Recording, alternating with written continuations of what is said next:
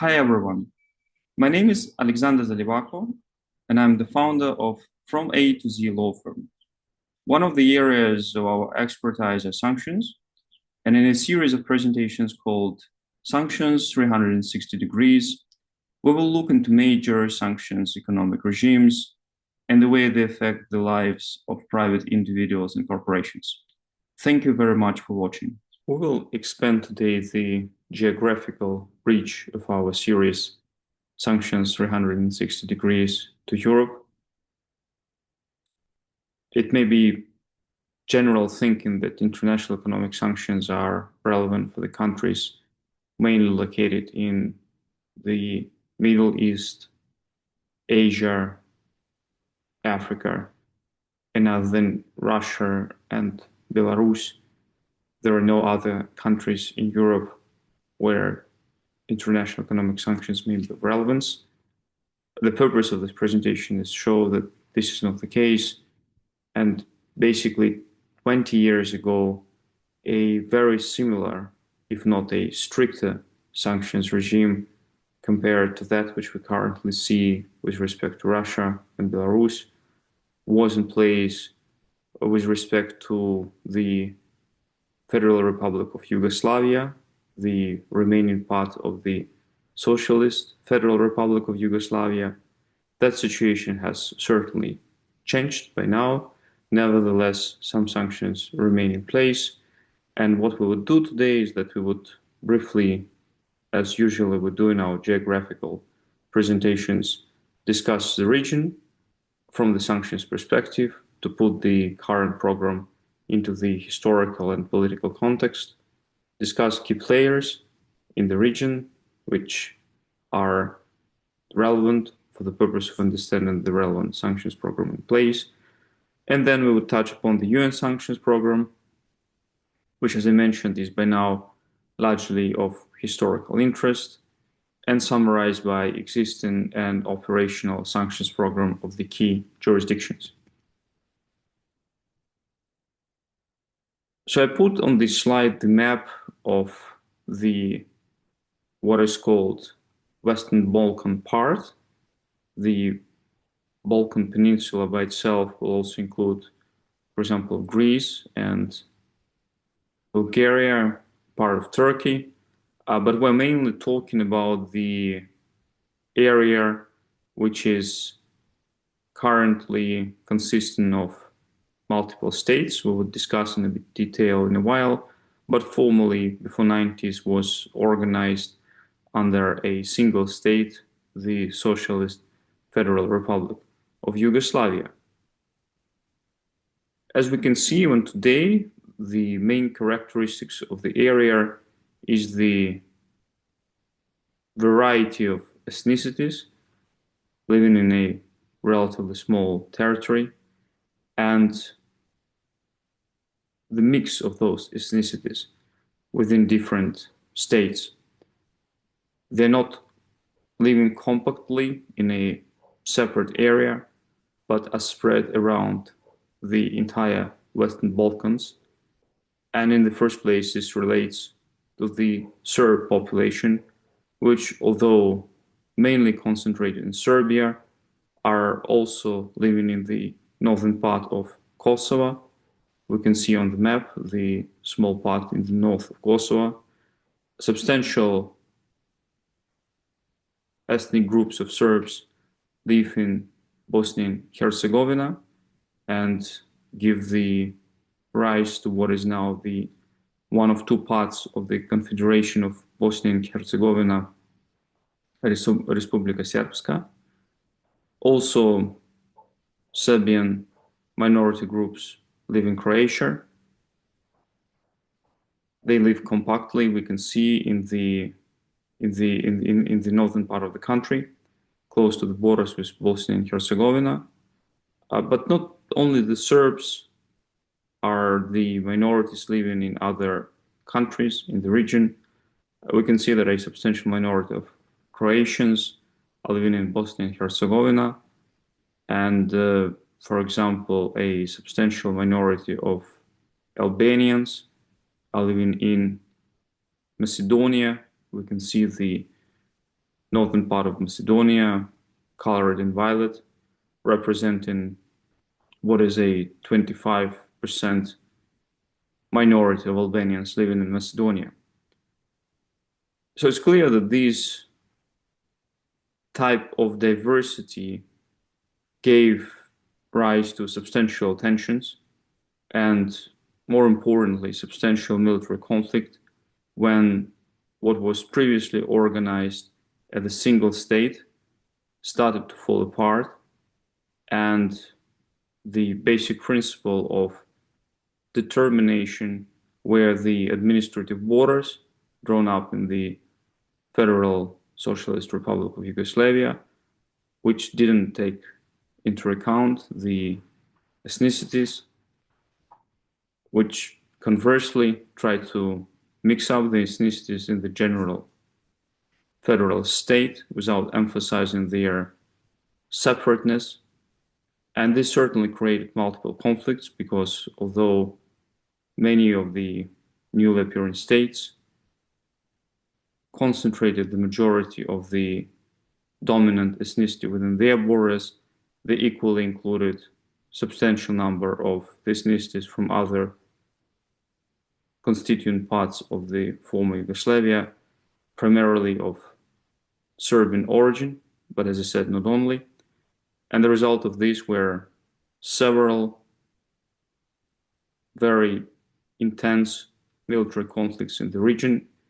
It started with Croatia, where the war was in essence waged from 91 till 95, primarily driven by an ethnic conflict, the base of which was a substantial Serb minority in the country, which wanted to separate and to form a separate state.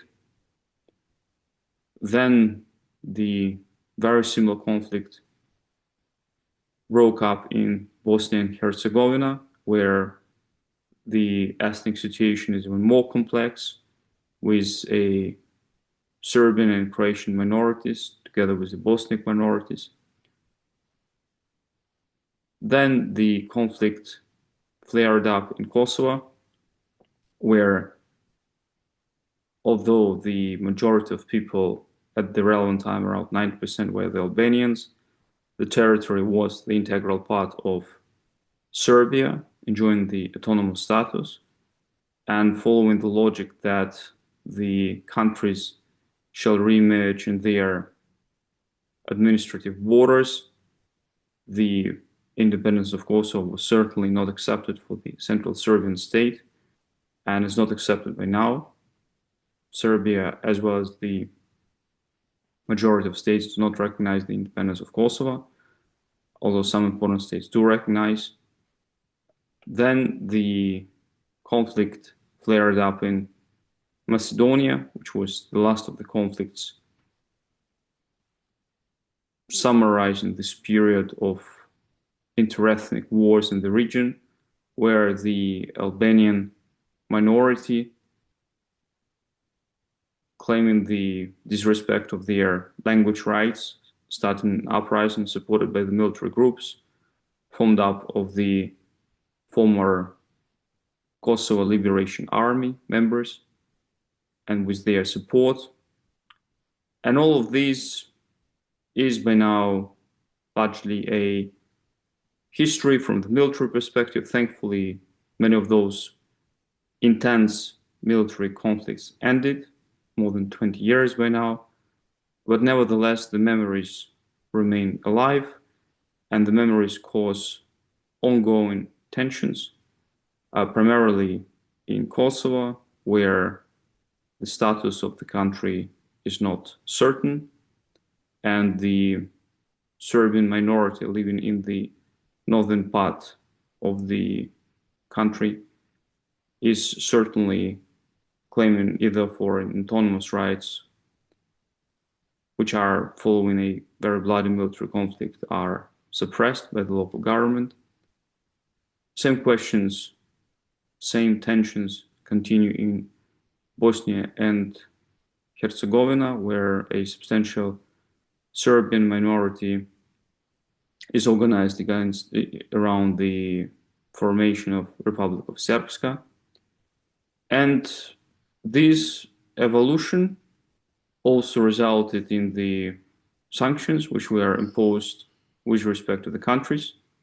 At the time of the most intense part of the military conflict, the sanctions imposed were probably one of the harshest trade embargoes ever imposed. In essence, former Republic of Yugoslavia, which at that time consisted of Serbia and Montenegro, were subject to a total trade blockade, total financial blockade, and even the teams from the country were prohibited from participating in international, for example, sports competitions. And for that reason, the national team was not participating in Euros in 1992. But as the conflict subsided, and by now most of the countries in the region tried to pursue the path of European integration into the European Union, Croatia and Slovenia already joined the European Union. Other countries are on track in terms of this process. Certainly, most of the sanctions were lifted, but some remain in place, and that's what we would look now in a bit more detail. We start with the UN sanctions. That's more of a historical perspective by now, but it's important to remember that the Federal Republic of Yugoslavia, which in 1990s consisted of Serbia and Montenegro, was subject to one of the strictest trade embargoes ever imposed against a sovereign state. And that was for a substantial period of time, in essence for 3 years, since 92 till 95, when those sanctions were suspended following the Dayton Accords, which ended the war in Bosnia, in essence providing for a federation of Bosnia and Herzegovina and Republika Srpska, with the division of power within the country between the Bosnians, Croats, and the Serbs, as well as substantial autonomy rights in terms of language, culture, and self-governance for all of those minorities. And then they were finally terminated by the UN Security Council resolution the next year. The blockade was really substantial, comparable to, for example, the blockade of Iraq. The only exemption related to the trade in foodstuffs and medical devices. All other trade was interrupted, and the effect of those sanctions was devastating both for the country's economy, GDP, level of poverty, and all other factors. A second set of sanctions, substantially minor sanctions, were imposed against the Federal Republic of Yugoslavia in connection with the conflict in Kosovo and related primarily to the arms embargo. Once that conflict was settled, at least its military part in 1999, those sanctions were lifted 2 years after. So by now, these sanctions, as I mentioned, are largely history, but it's important to note that they create a precedent of very harsh sanctions being imposed in the European continent, and an important case study of the effect such type of sanctions have on the resolution of the conflicts as well as the development of the countries. Currently, limited sanctions remain in place, and their purpose is largely to put political pressure on various political factions within the region, which try to exploit the ongoing political tensions, which still persist given the ethnic divide and this type of historical background. The most developed sanctions program, as typically is the case at the US sanctions program, which consists of 2 executive orders, one passed following the conflict in North Macedonia in 2001, and its purpose was mainly to impose asset freeze and travel ban sanctions on those persons which contributed to that conflict, but not only. For example, many persons listed on the lists are the persons subject to the indictment of the ICTY at the relevant time, as well as a more recent executive order, which is 14033, which purpose is primarily to put additional pressure on the persons which now try to exploit the nationalistic rhetoric in the countries for the purpose of advancing their political agenda. And one of the most known examples of a person who was listed and then delisted under this order is Milorad Dodik, who is the president of the Republika Srpska in Bosnia and Herzegovina, and was basically advancing his political agenda from a nationalistic view, which at the time of his designation was believed to be threaten peace and security in the country. But then, following the designation, he presumably changed his rhetoric in the opinion of the US Sanctions Authority and was delisted October this year. Nevertheless, by now, around 150 persons still remain listed under the US sanctions program against the Western Balkans, with the result being that the property and interest in property of such persons are frozen and they're prohibited from entering the United States. The United Kingdom and European Union also have a much narrower in scope sanctions program which affects the Western Balkans. In essence, the sanctions program of both of these jurisdictions is limited to the ongoing situation in Bosnia and Herzegovina, and the focus is to pressure all parties in the country to respect Dayton Accords. And the sanctions program is limited to this specific region, and in essence permits to impose, similar to the United States, asset freeze and travel ban sanctions on those persons who threaten peace and security in Bosnia and Herzegovina. In the United Kingdom,